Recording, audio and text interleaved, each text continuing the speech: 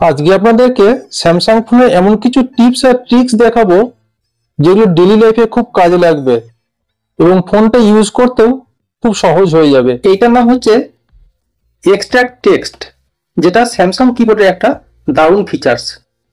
এই ফিচার্সটা একবার জাস্ট আপনি এনাবেল করে দেখুন, আপনার কাজ করতে কত সুবিধা হবে। এক্সট্রাক্ট টেক্সট এই ফিচার্সটা যখনই আপনি অন করবেন তখনই কি হয় সেটা একবার দেখুন। যে কোনো ম্যাটারের উপরে গিয়ে আপনি এই অপশানটা অন করুন। দেখুন এখানে টেক্সটগুলো অটোমেটিক স্ক্যান করছে আর সেগুলোকে কপি করতে থাকছে। আপনি ইচ্ছা করলেই সেখানে পেস্ট করে দিতে পারেন। আপনাকে আলাদা করে ডকুমেন্ট করে সেটাকে সেভ করতে হবে না। এই ট্রিক্সটার নাম হচ্ছে ভিডিও টু জিপ, অর্থাৎ ভিডিও ফাইল থেকে কিভাবে জিআইএফ ফাইলে কনভার্ট করবেন। সাপোজ এই ভিডিওটা এটা প্লে হচ্ছে, ভিডিও প্লে হচ্ছে, বাট আপনি মনে করলেন এই পার্টটা একটা জিপ ফাইল তৈরি করবেন। আপনি জাস্ট এটাকে প্লে করে দিয়ে এই জিপটাই ক্লিক করে দিন। দেখুন একটা জিপ ফাইল সেভ হয়ে গেল এখানে। আপনি ইচ্ছা করলে এটা স্পিড বাড়াতে কমাতেও পারবেন এবং এর ডিউরেশনটাও কমাতে পারবেন। আমি ডিউরেশনটা কমিয়ে দিলাম, সেভ করে দিলাম। এই দেখুন এটা এখানে জিপ ফাইল হিসাবে সেভ হয়ে গেল। ভেরি ইন্টারেস্টিং ফিচার্স একটা। এইটার নাম হচ্ছে contact image and QR code generate, অর্থাৎ আপনার কন্ট্যাক্টের এগেনস্টে একটা কিউআর কোড জেনারেট হবে এবং আপনার প্রোফাইল পিকচারের জায়গায় জিআইএফ ফাইল আপনি সেট করতে পারবেন। ফোন নাম্বার শেয়ার করার আরও একটা টিপস হচ্ছে কিউআর কোড শেয়ার করে। সেটা কিভাবে করবেন? আপনার কন্ট্যাক্টে ঢুকলেন, আপনার আইডিটাও ঢুকলেন, নিচের বাঁ দিকে দেখুন লেখা আছে কিউআর কোড। আপনি এটাতে ক্লিক করুন। এই দেখুন একটা কিউআর কোড জেনারেট করেছে আপনার নাম এবং ফোন নাম্বারের এগেনস্টে। এইটা যখনই কেউ স্ক্যান করবে আপনার নামের সমস্ত ডাটা তার কাছে চলে যাবে, অর্থাৎ ফোন নাম্বার রিলেটেড, এবং আপনি কাউকে এটা শেয়ারও করতে পারেন। এছাড়া আরও একটা টেকনিক আছে কন্ট্যাক্ট ইমেজ, সেটা তো অনেকেই জানেন, বাট এখানে দেখুন একটা অপশান আছে। আপনার তো এটা প্রোফাইল পিকচার একটা দেওয়াই আছে, আপনি ইচ্ছা করলে এখানে কোনো এয়ার ইমোজিও দিতে পারেন অথবা জিপ ফাইলও দিতে পারেন। এখানে ক্লিক করুন, এ দেখুন এটা আপনার জিপ ফাইল হিসাবে চলে আসবে এখানে। এইটার নাম হচ্ছে অ্যালবাম এন্ট্রি লক, অর্থাৎ আপনার ফিঙ্গারপ্রিন্ট ছাড়া কেউ আপনার গ্যালারির অ্যাক্সেস নিতে পারবে না। অর্থাৎ আপনার গ্যালারিতে ঢুকে যে কেউ যে কোনো ফোল্ডারে আপনার পারমিশন ছাড়া এন্ট্রি নিতে পারবে না। অর্থাৎ সেখানে যদি সে ঢুকতে চায় তাকে তার ফিঙ্গারপ্রিন্ট এন্টার করতে হবে। আমার যেমন এইটাতে ক্যামেরার অপশানটাতে দেখুন ফিঙ্গারপ্রিন্ট দিয়ে লক করা আছে, অর্থাৎ আমি যতক্ষণ না সেখানে ফিঙ্গারপ্রিন্ট দিচ্ছি সেই ফোল্ডারটা ওপেন হবে না। কিভাবে করবেন এটা? এটা করার জন্য আপনাকে সেটিংসে যেতে হবে। সেটিংসে গিয়ে এই অ্যাবাউট গ্যালারিতে যান। এখানে গিয়ে কন্টিনিউয়াস ট্যাপ করতে থাকবেন।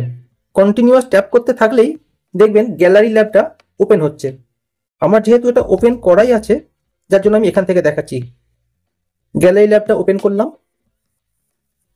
স্ক্রল করে যান একটুখানি। এই দেখুন অ্যালবাম এন্ট্রি লক, এটা বাই ডিফল্ট অফ থাকে, আপনি এটাকে অন করে দিলেন। এরপর আপনি গ্যালারিতে গিয়ে যে কোনো ফোল্ডারে গিয়ে যদি মনে করেন লক করব, ফার্স্টে সেটাকে ক্লিক করে হোল্ড করে রাখলেন। মোর অপশানে গেলে দেখুন লক অ্যালবাম অপশান এসে গেছে, আপনি লক অ্যালবাম করে দেবেন। ব্যাস, তাহলে এটা লক হয়ে গেল। এটা আপনার ফিঙ্গারপ্রিন্ট ছাড়া কেউ আর ওপেন করতে পারবে না। এইটার নাম হচ্ছে এজ প্যানেল টুলস, অর্থাৎ মোবাইলের সাইডে যে এজ প্যানেল আছে এইখানে কি কি অপশানগুলো আপনি পাচ্ছেন সেইগুলো একবার দেখুন। এখানে যে টুলসগুলো থাকে আপনারা অনেকেই ইউজ করেন, কিন্তু এটার মধ্যেও একটা ছোট্ট টিপস আছে। এই দেখুন এইখানে 3 ডট দেখতে পাবেন, এইখানে যদি ক্লিক করেন দেখুন এখানে একটা অপশান দেখাচ্ছে রুলার, অর্থাৎ স্কেল। এটা দেখুন সেন্টিমিটারে আছে, আপনি ইচ্ছা করলে এটাকে ইঞ্চিতেও করে নিতে পারবেন। এখানে 5 ইঞ্চি অবধি দেখানো হচ্ছে। এছাড়াও আরেকটা অপশান আছে, সেটা দেখুন সারফেস লেভেল, অর্থাৎ আপনি এটাকে যখন অ্যাক্টিভেট করে দেবেন কোনো জায়গার লেভেলটা ঠিক আছে কিনা সেটা আপনি এখানে ধরে বুঝতে পারবেন। এই দেখুন আমি এটা চেঞ্জ করছি, এটাও দেখুন আস্তে আস্তে চেঞ্জ হচ্ছে। যখন সার্কেল টু সার্কেল মিলে যাবে তখন বুঝতে পারবেন যে আপনার লেভেলটা একদম ঠিকঠাক হয়েছে। এছাড়া এখানে আছে কম্পাস, এটা নেক্সট করুন, ক্যালিব্রেট করে নিন। এইভাবে ক্যালিব্রেট করা হয়ে গেলেই দেখবেন অটোমেটিক সেটা আপনার কোনটা কোন দিক দেখাচ্ছে। এই দেখুন মুভ করুন, নর্থ ইন্ডিকেট করছে এখানে। এইটার নাম ফোন ডায়াগনস্টিক, অর্থাৎ ফোনের শরীর খারাপ হলে কি হয়েছে সেটা জানার জন্য আপনাকে এই ডায়াগনস্টিক সেন্টারে যেতে হবে, যেটা স্যামসাং মেম্বারসে পেয়ে যাবেন। অর্থাৎ ফোনেরও ডায়াগনস্টিক সেন্টার আছে। আমরা যেমন আমাদের শরীর খারাপ হলে ডায়াগনস্টিক সেন্টারে যাই কি শরীর খারাপ হয়েছে রোগ ধরার জন্য, তেমনি ফোনেরও আছে, সেটা আছে স্যামসাং মেম্বার্সের ভিতরে। এখানে দেখুন ডায়াগনস্টিক, এখানে ক্লিক করুন, ফোন ডায়াগনস্টিক্স।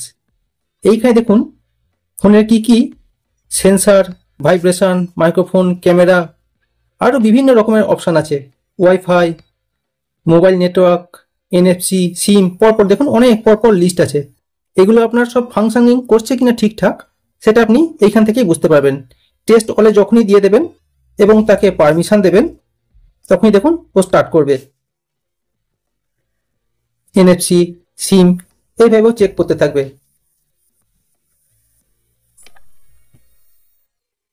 এইটার নাম হচ্ছে ফ্লিপ টু মিউট, অর্থাৎ যেই কল আসবে ফোন উল্টে দিলেন, ফোন আপনার সাইলেন্স হয়ে গেল।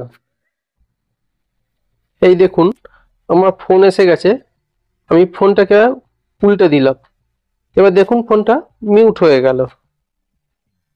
এটা কিভাবে করবেন তাহলে? এইটার জন্য আপনি গেলেন সেটিংসে, এখানে গিয়ে সাউন্ড অ্যান্ড ভাইব্রেশন, একদম নিচে আসুন, alert when phone pick up click করুন। এইখানে দেখুন আছে মিউট উইথ জেস্চার, এটা অফ থাকলে আপনি অন করে দিন, তাহলে এই সিস্টেমটা অ্যাক্টিভেট হয়ে যাবে।